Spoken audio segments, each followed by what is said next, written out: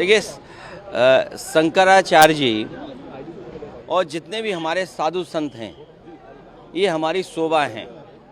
और जब इतने बड़े आयोजन हों स्वाभाविक रूप से लोग उनसे मिलने आते हैं, आशीर्वाद लेने आते हैं, उनके अनुयायी उनसे बहुत सारी जानकारी हासिल करते हैं। यही सनातन धर्म की परंपरा है। और अगर परंपरा कोई तोड़ रहा है तो वो भारतीय जनता पार्टी है। भारतीय जनता पार्टी को ऐसा व्यवहार अपने अधिकारियों के माध्यम से नहीं करना चाहिए था। भारतीय जनता पार्टी ने जानबूझ करके संतों को, साधु संतों को और तमाम लोगों को जानबूझ करके अपमानित किया है।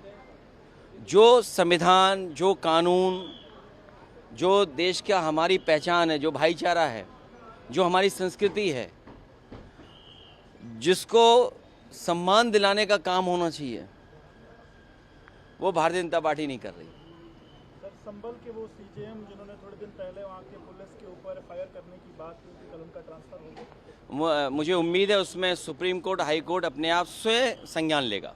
सर लेकिन सुप्रीम कोर्ट और हाई कोर्ट स्वयं संज्ञान लेगा। और मैं समझता हूँ देश के जितने भी बुद्धिजीवी लोग हैं और जो जजेस लोग हैं वो स्वयं संज्ञान इस बात को लेंगे। ये हमारे और आपकी चर्चा की बात नहीं है।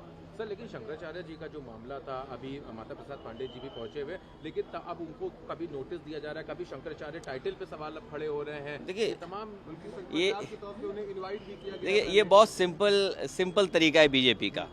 आप ANI हैं, आप ABP हैं, ये कोई और चैनल है, ये एक और एजेंसी है।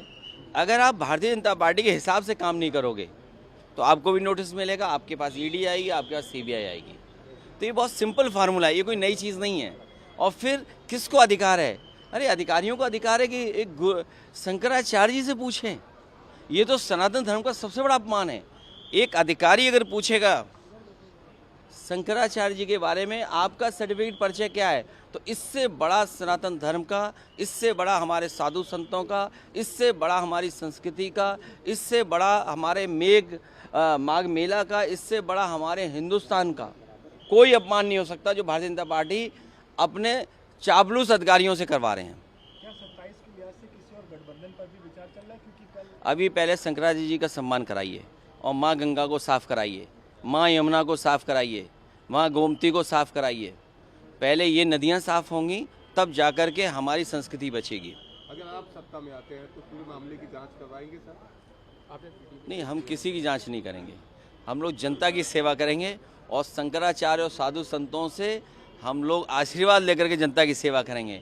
और कई साधु ऐसे हैं सरकार के हिसाब से चलते हैं। आपसे बेहतर कोई नहीं समझेगा। अपने आर्काइव की वीडियो निकालिए और देखिए, ये सरकार के हिसाब से चलते हैं। वो असली नहीं होते हैं। वो जो सरकारों से टकराते हैं वो सच्चे साधु संत होते हैं। ठीक है।